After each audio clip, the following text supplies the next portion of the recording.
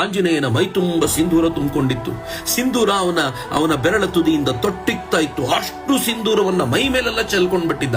ಅವನಿಗೆ ತನ್ನ ಸೌಂದರ್ಯದ ಪರಿವೆಯೂ ಇರಲಿಲ್ಲ. ಹಾಗೆ ನಡ್ಕೊಂಡ್ ಬರ್ಬೇಕಾದಾಗ ಎಲ್ಲರೂ ಮೊದಲು ಆಂಜನೇಯನನ್ನ ಗುರುತಿಸ್ಲಿಕ್ಕಾಗ್ಲಿಲ್ಲ. ಕೊನೆಗೆ ಗುರುತಿಸಿ ಜೋರಾಗಿ ನಗ್ಲಿಕ್ಕೆ ಶುರು ಮಾಡಿದ್ರು. ಅನಂತರ ಆಂಜನೇಯನನ್ನ ಕೇಳಲಾಯ್ತು, ಆಂಜನೇಯ ಏನಂದಂತ ಗೊತ್ತಾ?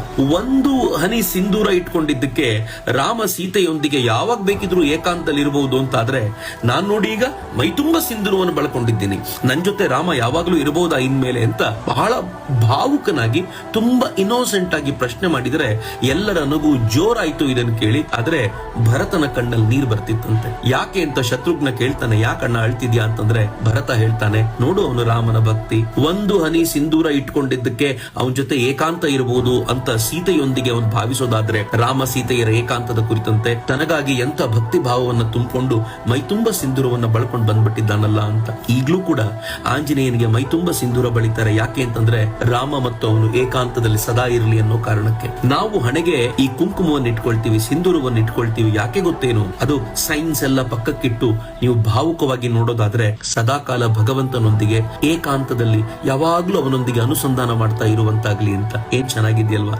ರಾಮಾಯಣದ ಪ್ರತಿ ಕಥೆಯು ಈ ತರದ ಶಕ್ತಿಯನ್ನು ತುಂಬುವಂತ ಕಥೆ. ನಮಸ್ಕಾರ.